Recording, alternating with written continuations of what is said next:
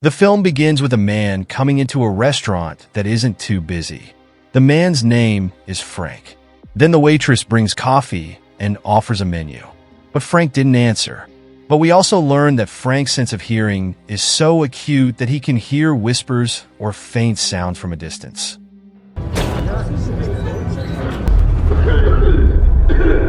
Frank then stands up and goes into the kitchen, locks the door from the inside, and then attacks a chef.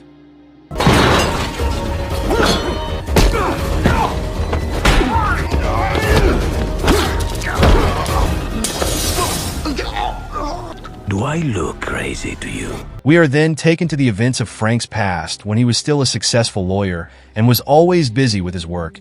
Even he was very difficult to make time for his family. Around 80,000 words a day. Words were my weapon of choice. Together with his wife named Sue and his daughter named Olivia, Frank lived in a very luxurious house. One day, Olivia called Frank because she had promised to watch his performance at a school event. Promise you'll be here? I promise. But in the end, Olivia had to endure disappointment because when she checked the stands before the show started, she only saw her mother there. Actually, Frank had tried to arrive on time, but he was stuck with his work. After his work was done, he rushed to the venue, but unfortunately he was late. The show was already over. Unable to do anything, Frank went home, but it turned out that Sue and Olivia hadn't returned yet. Frank could only wait anxiously as the day wore on. His worries grew when the police came to his house.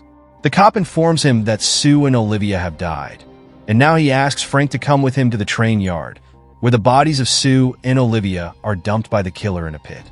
As soon as he saw them, Frank rushed over as if he wanted to hug them, but the police stopped him. Sue and Olivia's funeral was solemn. Many guests came, one of whom is Frank's father-in-law, Chuck. Chuck had always disliked Frank, and his hatred only grew after the tragic deaths of Sue and Olivia. Chuck blames Frank and his greed for Sue and Olivia's death. That's because as a lawyer, Frank was only willing to defend important and rich people, regardless of whether the person he was defending was guilty or not. Chuck then ended their conversation by saying that he didn't want to hear Frank say another word to him. I never want to hear your voice again. After the funeral, Frank was always haunted by guilt. He spent his time sitting in Olivia's room and reading Olivia's notes. However, one day, Frank goes to the police station to inquire about the case of the deaths of Sue and Olivia. He met with Lustiger, the detective who handled the case. Lustiger explained that based on the investigation results at the crime scene, his team found golden threads. But the discovery was not enough to be used as real evidence. Found these tiny gold fibers. Gold fibers? You guys never found my wife's purse. We are exhausting all leads. I'll try harder. God damn it. Furious over the slow performance of the police, Frank could only express his sorrow by getting drunk. One evening, after drinking glasses of alcohol, he went to a bar and went downstairs, where he accidentally saw a wild fight with a large crowd. Frank, who is drunk, deliberately provokes one of the fighters into beating him.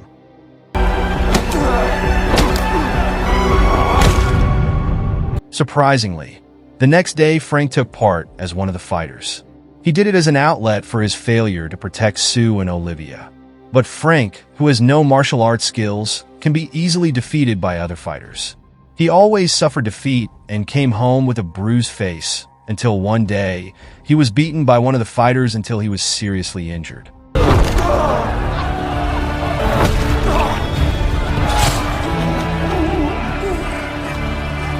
Luckily, he was saved by a policeman named Hank Strode.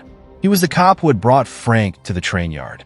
While chatting in a cafe, Strode admitted that he also participated in the illegal fight just to relieve stress. He didn't expect to see Frank become a fighter there. Furthermore, Strode said that the investigation was temporarily suspended. Your case has been reprioritized from active to cold. I thought you knew. Frank exploded when he heard the news. He certainly couldn't accept it, but he couldn't do anything about it.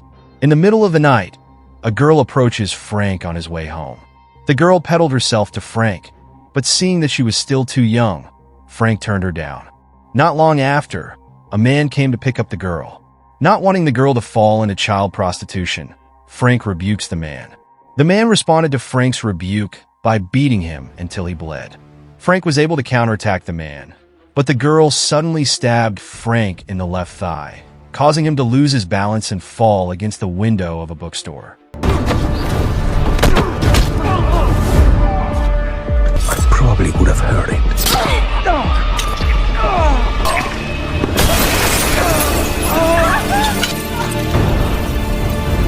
Luckily, he fell into a pile of bookshelves, so he could use a book to stop the bleeding on his stab wound. He staggered out of the shop to hide from the police. In hiding, Frank reads the book that was used to cover his wound. It was a book about Marcus Aurelius' Meditations.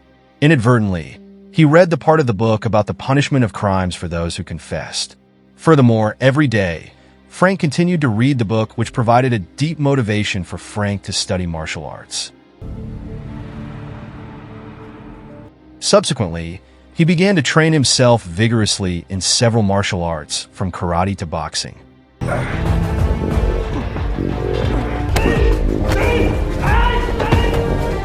At the beginning of his training, Frank was always easily overpowered by his coaches. However, his skills continued to improve until he was finally able to beat his karate coach during a fighting practice session. His boxing practice also shows satisfactory progress. His punches are getting harder. One day, Frank drew a line on the mouth of a man on the cover of a book he was reading, indicating that from that moment on he vowed not to say a word until he could take revenge on the killers of his wife and daughter. I took my own vow not to be broken until I avenged my wife and daughter's murders. Surprisingly, after that, Frank's hearing was sharper than usual, to the point where he could hear even the smallest sound. My sense of hearing had drastically improved. Good things do happen when you shut the fuck up for a minute or two. The next day, Frank visits the place where the bodies of Sue and Olivia were dumped by the killer. There, he found a container filled with complete furniture, just like a house. The container has a hole overlooking the place where the bodies of Sue and Olivia were found. Unable to find any clues, Frank returned to his car, which was parked near an overpass. When he got there, he saw 4 thugs trying to gouge his car. The thugs even forced Frank to give up his car keys. Frank, who had sworn not to speak, was silent as the thugs threatened him. Then one of the thugs ordered his dog to attack Frank. But miraculously, the dog just barked, as if he was hesitant to attack Frank. But when Frank glared at the dog immediately ran away. A fight ensues in which the 4 thugs attack Frank simultaneously.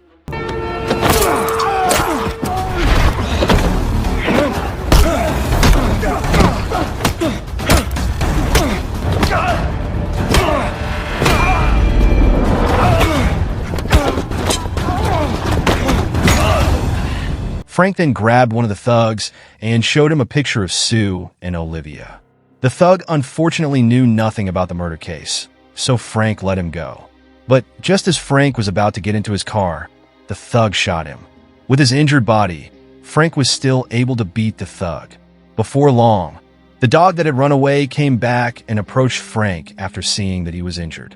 At the same time, the 4 thugs hurried away, unaware that Frank had fallen unconscious beside his car. When he woke up, Frank was in a house occupied by a nurse named Alma. After introducing herself, Alma informed Frank of his condition when she found him at the train yard.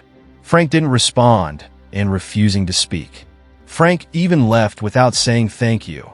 Even though Alma intended to treat his wound, outside Alma's house, the dog was waiting for him.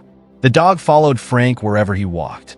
Seeing this, Frank decided to take the dog to his house. Every day, Frank continues to collect evidence to uncover the killers of Sue and Olivia, from newspaper clippings to photographs related to the murder case. One afternoon, Alma came to return Frank's wallet that he left at her house. Frank invited Alma in. Unexpectedly, Alma found out the reason Frank refused to speak. Then, Frank showed Alma the photo of Sue and Olivia, as well as the evidence he had gathered. Thanks to Alma's help, Frank was able to identify the occupants of the container near the crime scene. The occupant of the container according to Alma, works in a restaurant. Then Frank visits the restaurant to meet the container's occupant, a cook nicknamed Mr. Shivers. This scene is shown at the beginning of the film, where Frank comes to interrogate Mr. Shivers.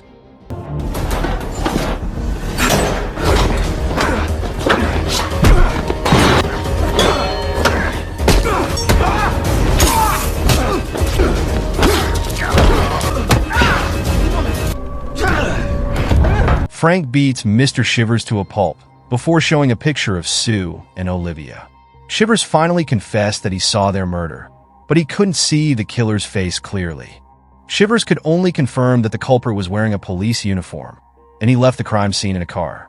Mr. Shivers himself admitted that he only took money from the wallet that was left in Sue's car. I'm sorry. To prove Mr. Shivers' words, Frank returns to inspect the crime scene. However, this time, he came with his new dog, which proved to be very useful. The dog found Sue's purse in the manhole.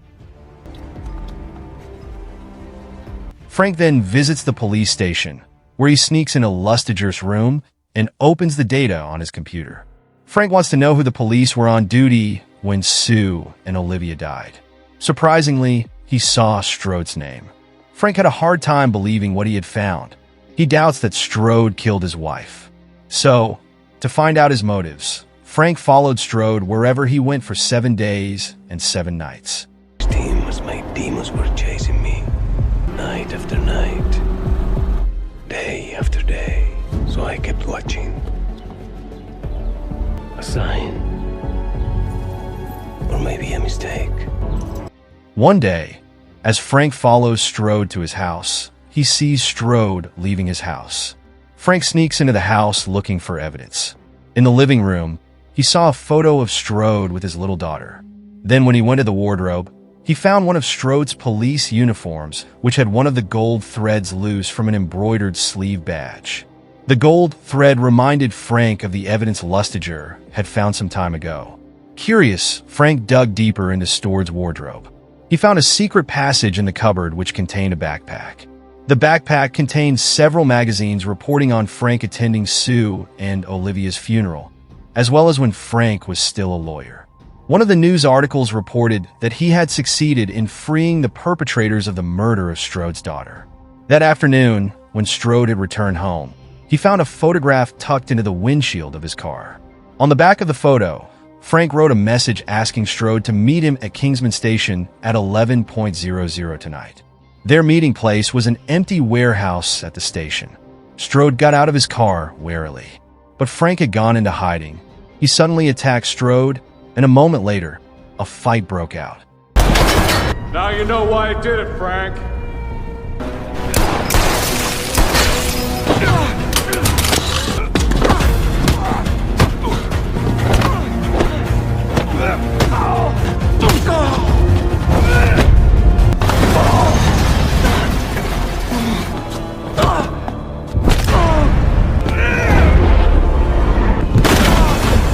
Both of them have balanced martial arts skills.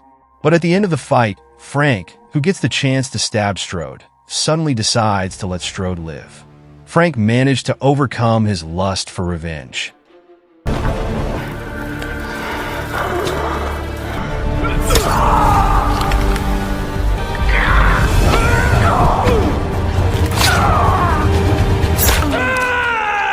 best revenge is to be unlike your enemy.